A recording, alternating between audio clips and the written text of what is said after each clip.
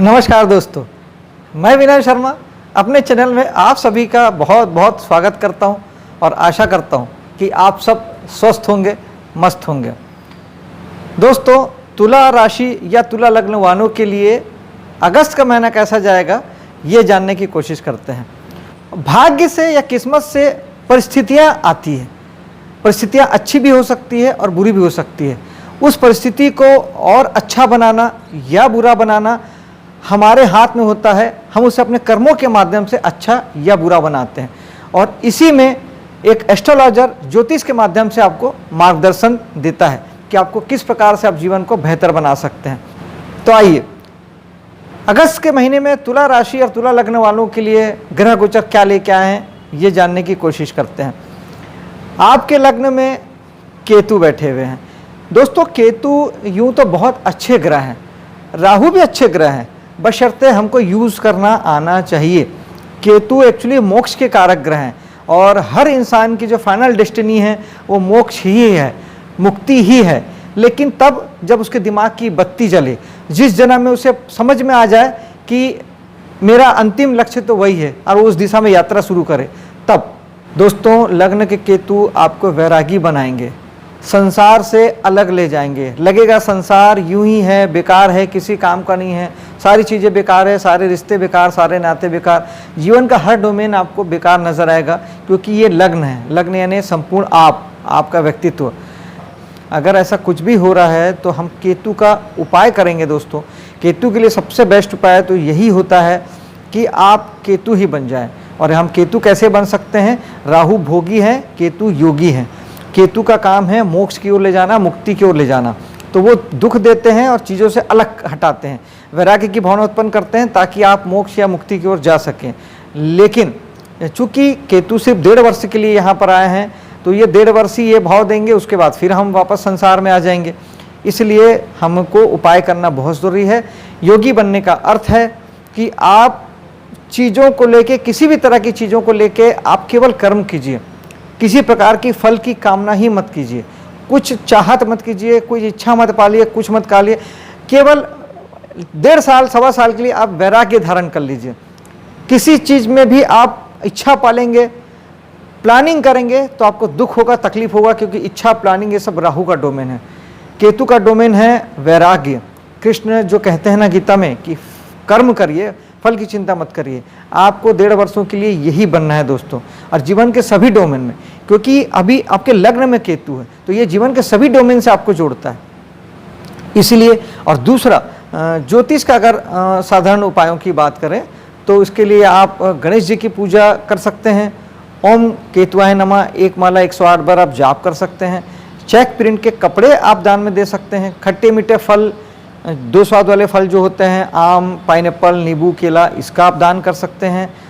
साथ ही मेडिटेशन केतु के लिए सबसे बेस्ट उपाय है।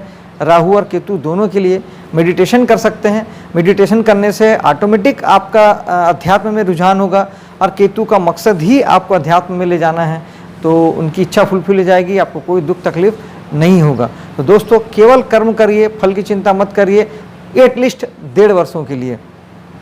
दूसरे भाव की बात करते हैं। दूसरे भाव में बृहस्पति की दृष्टि है। धन तो खुद ब खुद आएगा दोस्तों, लेकिन फिर वही कहता हूँ कि आप अगले 1.25 साल के लिए मेरी बात को गांठ बांध लीजिए कि किसी जीवन के किसी भी डोमेन में अब इच्छा मत पालिए, कर्म करिए, भरपूर कर्म करिए। जैसे पैसे कमाने के लिए आपको जितना हाथ पैर मारना मारिए, परिणाम मत सोचिए क्या आएगा, कितना आएगा। नहीं सोचेंगे तो आपकी उम्मीद से ज़्यादा आएगा, सोचेंगे तो जो आना है वो भी नहीं आएगा। आप करके देखिएगा। दूसरे भाव में बृहस्पति की दृष्टि बताती है कि आपकी वाणी बहुत अच्छी हो जाएगी, कुटुंब का साथ आपको मिलेगा, कुटुंब आपके साथ ही है, और बृहस्पति धन को बढ़ाएंगे, धन का आगमन बढ़ेगा। बृहस्पति जहाँ देखते हैं वहाँ के फल को कई गुना बढ़ा देते हैं। तो धन भाव का है तो धन बहुत बहुत बढ़ेगा, और भाग्य से धन आएगा, क्योंकि बृहस्पति भाग्य के डिवाइन ब्लेसिंग्स के कारक ग्रह हैं, ईश्वरीय मदद के कारक ग्रह हैं, तो पैसा आपको भाग्य से आएगा।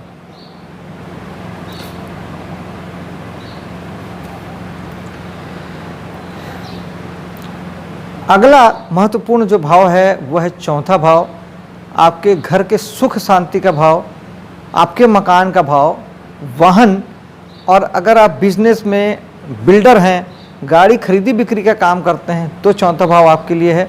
यहाँ पर शनि बैठे हुए हैं, वापस शनि रेट्रो होके कुंभ राशि से फिर मकर राशि में आ गए हैं, तो अगले 5 महीने शनि यहीं पे रहने वाले हैं।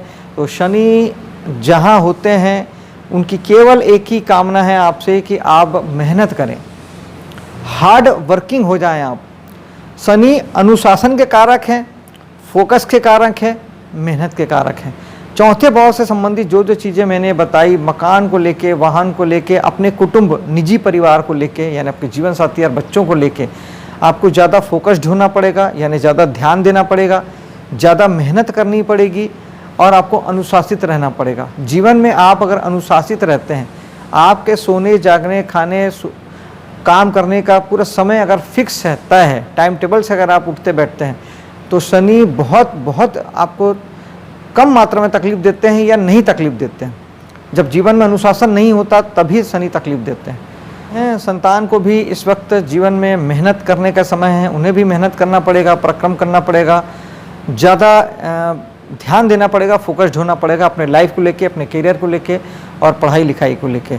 आपके साथ भी यही चीज़ है। अगर आप स्वयं अगर लिख पढ़ रहे हैं या मनोरंजन जगत से जुड़े हुए हैं, कला के किसी विधा से जुड़े हैं, मनोरंजन अगर आप देते हैं, किसी ऐसी विधा में हैं, टीवी फिल्मों में हैं, ये फेसबुक, यूट्यूब, इंस्टाग्राम के माध्यम से आप अगर लोगों का मनोरंजन अगर आप करते हैं, तो भी आपको मेहनत ज़्यादा करना पड़ेगा, ज़्यादा ध्यान देना पड़ेगा इस फील्ड में, तो आपकी सफलता सुनिश्चित होगी दोस्तों। इसके साथ ही आपके छठे भाव की बात करते हैं। छठा भाव नौकरी का होता है, सेवा का होता है, सर्विस का होता है। आप प्राइवेट नौकरी करते हो या सरकारी नौकरी करते हो, आप किसी प्रकार की कंसल्टेंसी देते हैं, जैसे इंजीनियर, डॉक्टर, वकील देते हैं, लोहार, बढ़ई, राजमिस्त्री, ये सब जिस प्रकार से सेवा के एवज में पैसा लेते हैं, वो सारा हम छठे भाव से देखते हैं। तो यहाँ पर बृहस्पति बैठे हैं, बृहस्पति शुभ ग्रह हैं, अच्छा फल देंगे, सारी चीज़ों को बढ़ा देंगे, आपके कामों में बहुत उन्नति होगी, प्रगति होगी, अच्छे फल मिलेंगे, ईश्वरीय मदद मिलेगी, काम करने की जगह बहुत अच्छी बन पड़ेगी, आपको काफ़ी अच्छा महसूस होगा। बृहस्पति चूँकि शुभ ग्रह हैं, तो आपके शत्रुता में भी कमी लाएंगे, कर्जे में भी कमी लाएंगे, और अगर आप किसी प्रकार के रोग बीमारी से भी परेशान थे तो बृहस्पति इसमें भी कमी लाएंगे। सप्तम भाव की बात करते हैं। सप्तम भाव में राहु बैठे हुए हैं दोस्तों। राहु जिद के कारक हैं, केतु के ठीक उल्टा, ये आपको पागल बनाते हैं जहाँ भी बैठते हैं उन भावों को लेके। तो सप्तम भाव चूँकि जीवन साथी का है, बिजनेस का है, तो वहाँ के किसी एक डोमेन में आपको वो पागल बना सकते हैं, ज़िद्दी बना सकते हैं, भटका भी सकते हैं, क्योंकि राहु बेसिकली भटकाव के कारक ग्रह हैं।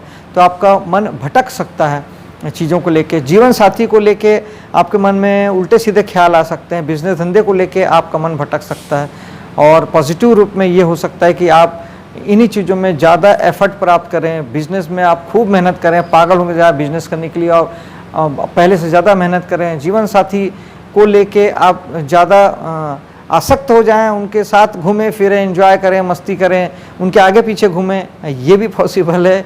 और सप्तम भाव मैरिज को लेके भी इंडिकेट करता है, विपरीत लिंग के प्रति आकर्षण को इंडिकेट करता है। तो वो भी जो कुंवारे हैं या जिनकी शादी अभी नहीं हुई है, तो वो शादी वगैरह के लिए उत्तेजनापूर्ण हो सकते हैं, प्रेम प्रसंग में विवाह जैसी स्थितियां पैदा कर सकते हैं, क्योंकि राहु वो जज्बा, वो जिद देते हैं आपको। थोड़ा ध्यान रखिएगा अगर किसी प्रकार के भी खराब फल मिलते हैं, क्योंकि राहु थोड़ा भटकाते हैं, डिस्टर्ब जरूर करते हैं। तो अगर किसी प्रकार के खराब फल आपको जीवन साथी, बिजनेस के मामले में, वैवाहिक जीवन में अगर आपको मिल रहे हैं, तो आप राहु का उपाय कीजिएगा। राहु के लिए एक सूखा नारियल बहते हुए जल में हर अमावस्या को बहाना बहुत अच्छा उपाय है। इसी उपाय को आप हर सोमवार को भगवान शंकर के मंदिर में सूखा नारियल चढ़ा के भी कर सकते हैं। राहु के लिए ओम रावी नमः एक माला आप जाप कर सकते हैं, जौ का दान कर सकते हैं। साथ ही मेडिटेशन सबसे बेस्ट उपाय है राहु के लिए, क्योंकि भटकाव हमारे दिमाग में होता है, मन में होता है, और मेडिटेशन हमको ये सब चीज़ से दूर कर देता है और हमको बहुत कूल माइंड बनाता है। तो मेडिटेशन का कोई जवाब नहीं है, मेडिटेशन कीजिए दोस्तों। ये मंगल जो है 10 तारीख को 8वें भाव में आ जाते हैं, तो ये 8वें भाव में आपको साहस, पराक्रम को बढ़ाएंगे। 8वां भाव यूँ तो बहुत सारे कामों का है। अगर आप सीक्रेट एजेंसी से जुड़े काम करते हैं, CID CBI डिपार्टमेंट में आप हैं, आप किसी प्रकार के रिसर्च के काम करते हैं, आप एस्ट्रोलॉजर हैं, न्यूमरोलॉजर हैं, ज़मीन के नीचे से खनिज पदार्थ ढूंढते हैं, पानी ढूंढते हैं, तेल ढूंढते हैं, कुछ भी खोजते हैं, ढूंढते हैं, मन की बीमारियों को ढूंढते हैं, खोजते हैं, किसी भी प्रकार का रिसर्च बेस आप काम जब करते हैं तो वो 8वां भाव का काम होता है। तो वहाँ पे मंगल आपकी ऊर्जा को बढ़ाएंगे, साहस पराक्रम को बढ़ाएंगे और पॉजिटिव रिजल्ट देंगे। लेकिन जब शुक्र भाग्य के भाव में 7 तारीख तक है, तो 7 तारीख तक शुक्र आपके भाग्य को बढ़ाएंगे। स्त्री जाति से आपके भाग्य को सपोर्ट मिलेगा, समर्थन मिलेगा। शुक्र भोग विलास लग्जरी के कारक है, सुख सुविधा के कारक हैं, तो आपको सुख सुविधा निश्चित ही भाग्य से उपलब्ध होगी। किसी प्रकार के घरेलू सुख साधन उपलब्ध होंगे, जीवन में सुविधाएं उपलब्ध होगी, सौंदर्य बढ़ेगा जीवन में। फिर यही शुक्र 7 तारीख के बाद आपके 10वें भाव में आ जाएंगे, यानी कर्म क्षेत्र में फिर आपकी सुख सुविधा बढ़ाएंगे, लग्जरी को बढ़ाएंगे। आप अपने ऑफिस या वर्क प्लेस पे आप कुछ कलात्मकता, आर्टिस्टिकपन ऐड करेंगे। और दोस्तों 10वां भाव वैसे भी पद प्रतिष्ठा नेम फेम का है, और सूर्य भी पद प्रतिष्ठा नेम फेम के कारक ग्रह हैं, जो कि 16 तारीख तक आपके 10वें भाव में बैठे हैं। तो शासन सत्ता का सहयोग आपको मिलेगा, शासन सत्ता से जुड़ के कोई काम आपका था वो बनेगा, पद प्रतिष्ठा बढ़ेगी। किसी भी प्रकार के सरकारी डिपार्टमेंट में आप काम करके अच्छा फ़ायदा ले सकते हैं। इस समय में सूर्य का समर्थन पूरा मिलेगा। आपके सूर्य 16 तारीख के बाद आपके एकादश भाव में चले जाएंगे, फिर यही सारी चीज़ें वो वहाँ पे मुहैया कराएंगे। एकादश भाव दोस्तों यारों का होता है, समाज सोसाइटी का होता है और लाभ प्राप्ति का होता है। तो शासन सत्ता के माध्यम से, पिता के माध्यम से ये सारी सुख सुविधा आपको वहाँ पे मिलने वाली है।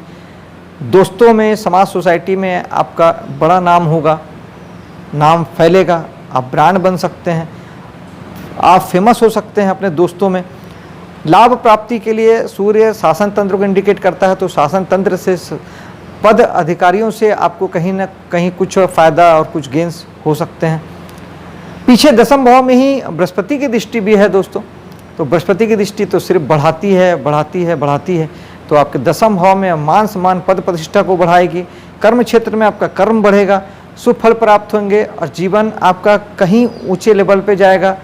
आप एक स्टेप ऊपर चले जाएंगे और आप अपने आप को महसूस करेंगे कि आपका जीवन स्तर हर प्रकार से, आपके कर्म के माध्यम से, मान सम्मान प्रतिसिद्धि के माध्यम से, पद प्रतिष्ठा के माध्यम से आपका जीवन स्तर ऊपर उठ रहा है और आप जीवन में आगे बढ़ रहे हैं, ये आपको दिखाई देगा दोस्तों। जीवन के सर्वांगीण विकास जिसे कहते हैं वो आप अगले 1 साल बृहस्पति के दृष्टि में आप देख सकते हैं दोस्तों। 12वें भाव में आपके भी बृहस्पति की दृष्टि है। 12वां भाव वैसे विदेश का होता है। अगर आप विदेश से जुड़ के कोई काम कर रहे हैं तो बहुत शुभ फल आने वाले हैं, विदेश के काम आपके बढ़ जाएंगे। यूट्यूब, फेसबुक, गूगल, इंस्टाग्राम आदि से अगर आप पैसा कमाते हैं या उसमें आप वीडियो बनाते हैं, डालते हैं, किसी प्रकार की भी एक्टिविटी करते हैं, कमीशन के बेस पे आप व्यापार कुछ करते हैं, आयात निर्यात का बिजनेस करते हैं, इंटरनेट के माध्यम से जुड़ के आप विदेशी किसी कंपनी से जुड़ के कोई काम करते हैं, तो बहुत बढ़ने वाला है, बहुत शुभ फल आएंगे, जीवन में आप बहुत आगे बढ़ पाएंगे। 12वां भाव हॉस्पिटल उद्योग का होता है। अगर आप हॉस्पिटल में नौकरी करते हैं या किसी प्रकार का स्वयं का आपका हॉस्पिटल है, मेडिकल स्टोर है, इस तरह के काम हैं, तो वहाँ पे भी बृहस्पति बहुत उन्नति देंगे, सफलता देंगे और काम आपका आगे बढ़ेगा। इन केस अगर 12वें भाव के कोई काम नहीं करते हैं, यानी आप विदेश से जुड़ के भी कोई काम नहीं करते हैं और हॉस्पिटल उद्योग में भी आप जब नहीं होते हैं, तो फिर यही 12वें भाव में आप खर्च को निमंत्रण देने लगते हैं। तो बृहस्पति शुभ कामों में खर्च कराएंगे, पूजा पाठ में खर्च कराएंगे। घर में आप पूजा पाठ, यज्ञ हवन आप करा सकते हैं, मंदिर आदि में आप पैसे खर्च कर सकते हैं, मंदिर बनवा सकते हैं, मंदिर में दान दे सकते हैं, किसी धार्मिक आस्थावान व्यक्ति को, पुजारियों को आप दान दे सकते हैं। नहीं भी आप देने वाले थे, नहीं भी देते हैं तो आप दीजिएगा, क्योंकि एक प्रकार का ये उपाय भी है। 12वां भाव वैसे भी दान ही 12वां भाव का सबसे बेस्ट उपाय है। तो आप किसी अगर पंडित आदि को, पुजारी आदि को थोड़ा बहुत दान देते हैं तो उससे भी ये उपाय के तौर पे भी ये काम कर जाता है। इसके साथ ही बुध वहाँ पे 21 तारीख से आएंगे महीने के आखिरी में, तो वो बुध आपको वहाँ पे थोड़े से वाणी आपकी चंचल बना सकते हैं। और बुध एजुकेशन से रिलेटेड होते हैं, तो शिक्षा के संबंध में या बच्चों को लेके या आपके स्वयं को लेके शिक्षा आदि में आपके पैसे खर्च हो सकते हैं। स्कूल कॉलेज के फीस वगैरह भरने में या एजुकेशन के मामले में आपके पैसे कुछ इस महीने ज़्यादा खर्च हो सकते हैं।